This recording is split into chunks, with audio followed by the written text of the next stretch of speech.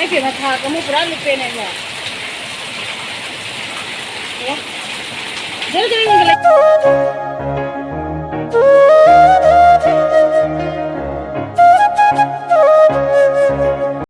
Hello mayam ngasi aigi blog se swai degi hore mayam aina bazar chatlu bagini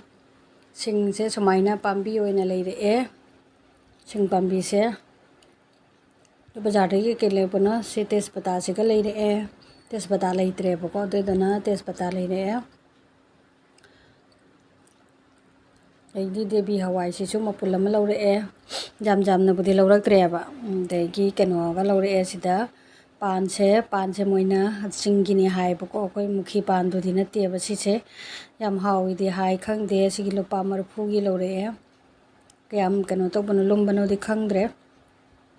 marphu gi na mayom punna le me ba anda gi la phuthro bhaja bam su lore e yam haw bane moi hai ba do la phuthro sem su lore e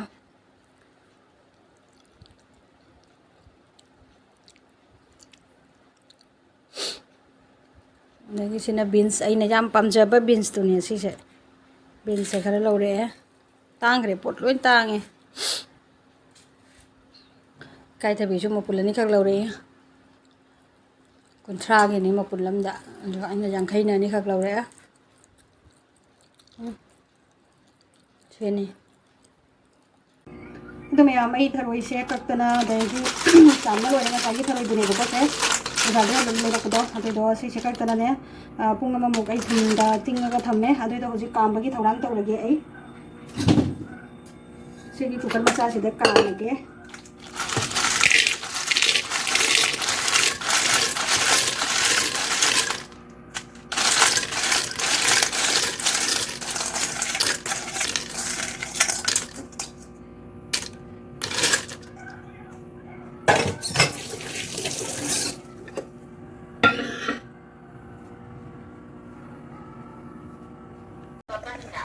थुन कक्तना लोइदना कनो तौरे चामना इसिंग थुमदा पुंग अममुक तिंगे जारे ma'am सिगा लेरे मोरक अतेकपा लेरे को सिदा अदगी सिदना नाकुपी लेरे अदगी सिंग मना लेरे फदिगो मना लेरे अदगी तिलहौ चनम लेरे टमाटर सु लेरे सिंगम सु लेरे तेजपत्ता लेरे अदगी सिदना ngari लेरे ngari से हापनी ngari से अदगी असेसना थुमयापी ngari सेमसु हापनी अदने मयाम ngसीगी थरोई थोंबगी सेना मचलनी थरोई थोंबदा हापकदबा ngक्तनी मयाम अदो मयाम सिगा लेरे ngसाइगी अकक्पा मयाम दो तिलौ लेरे चनम मसुग लेरे अदई टमाटर अदगी नाकुपी तेजपत्ता सिंग मना से याम कुपना सोइरे अदगी अदो लोरगा असेना वाफदिगोम दु सुकुपना सोइरे असेसे सोपनी अदो मयाम ngaraang na nung chubana chubana kaina ne ngaraang se nung chumandana kaya ini aku gi keno ka tongan ka namang sumang ka se phajana ne khum yong lupe ko adi du su machet ama jeng halake ngai ko ngarang ne lukhi bagi phibam du su ne machet ama jeng halake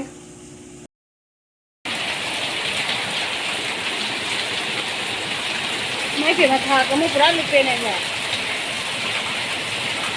ya jere jere jeng lai ne anh thấy gì cái này luôn cái chú nó làm gì cái này để ngari cái để thùng gia pin ngari mua đồ cái sẽ chắc tăng ăn chân cái cái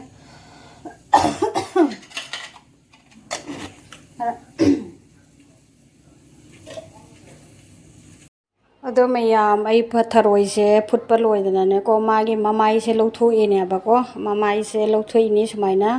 चैसिना लौथोगा होरेन अदोइदी चुपदने खनाउदा पंदेबको नत्रदि पल्लेबा दुदोगे आइदी फुटपा लोरगा सुमाइना हेना ममाई से हे लौथोइएबा अदुना याम कुइ चंगे सिगदा पुरा पुंखाइ में हेन चंगखरे अदो सिगा लोइरे ममाई लौथोकपा अदो थरोई से सिगा लेरे थरोई से होजि आई खांग साबदा प्रेक लाउ ngौरनी अदुगा मतुमदा प्रेक लाउरागा आई केनो तौदोइनेबको अदो आइना आलू से हाना इरोले सुमाइना मोरक से अतेकपदुनेबा ngali do aduna makhu se khara लौथोए Sumaina makuse lauthoe lauthoꯛꯇ꯭ꯔꯗꯤ hinjang do ren taw tawnasu lei khanaudasу nungairoyabako sina aduna lauthoe thum khara hapaga irolani phajana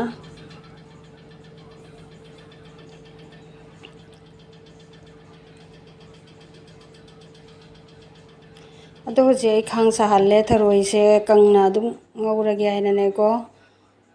ado tharoi se prek prek launa koi gi tharoi thorak pang khak leibne ba manungi ahawda matong do thorak pa matam da dum kano tawrane ba tharoi se mulle na khangane ba ko ngau ba jare loisan baina mayam tharoi do ngau ba loidana hoje iron ba sida hapchalani iron ba sida hapchalle hoje aduga alu siga kan phajana ukhaina rani adulora ka amuk sok se tawdoine ba ko atuni se phajana ukhaire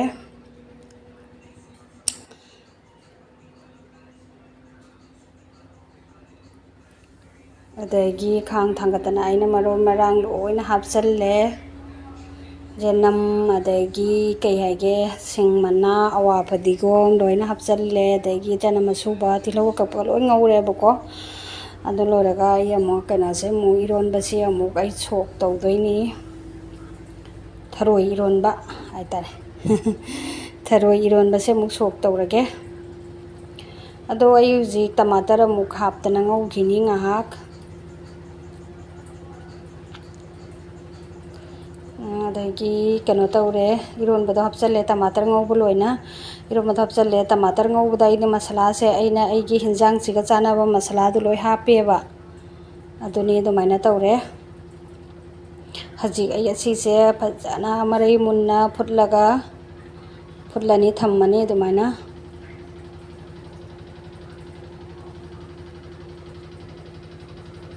tharoi thongba se yam wai magi minat jam kalle bako duduna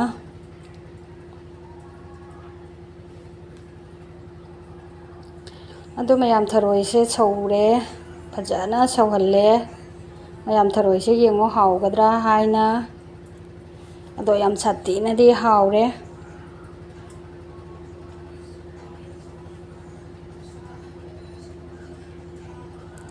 ado ai hoji kano tawrage tharoi sida kano hapchalle wai odigom mana do hapchalle tharoi se thangdaba yarabnina adoni manamsu nungsina hawre odigom na thai ba phadigom do mong chada dana ina phadigom do lora udre adoi do gini phadigom de thaktra so awa phadigom sina thae mayamai hujik tharoi thongba se thangdare adi mai muthalle bako duga ai chalukta semjarage mayam siga leire ikai thabi metpa masu leire papar su yaure adai khuchi ikai thabi melubagi nappe adagi sena tharoi thongba do leire mayam sumaina dum tawre duga chaba sidi ai camera maningda dum chajarage adoni mayam nong se dum chuna lei hajik su dum nong chui aduga ngarang nongthangi nong khuchu dudi kari hairuni nong khuchu ama loi duka se lei ga se thamba yadadana loina thakol thanggalini mayam tespata do se phauri ado yong mayam ai awa phadigom gamla sima pura luppini ngaranggi singdo pura luppini awa phadigom gi gamla se yong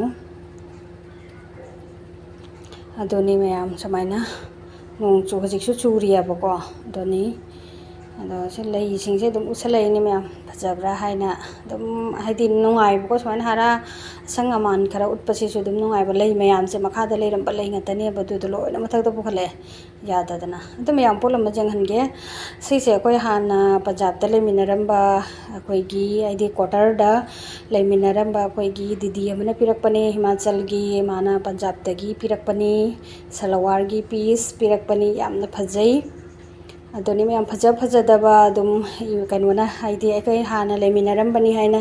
moina ka sumaina pirakpase wakhal ka yam nungaya bako aduna thank you Lata didi आपने मेरे लिए salwar piece देने के लिए thank you so much ado se yam phajai grey color ni phajai yamna adum sumaina nungsina ba kai se kan haidine nungsina drane sumaina koi gi lapna ka pirakpa di kano to se khoi hana ne ha da quarter lenge yam lu na tinai nungsina ya ko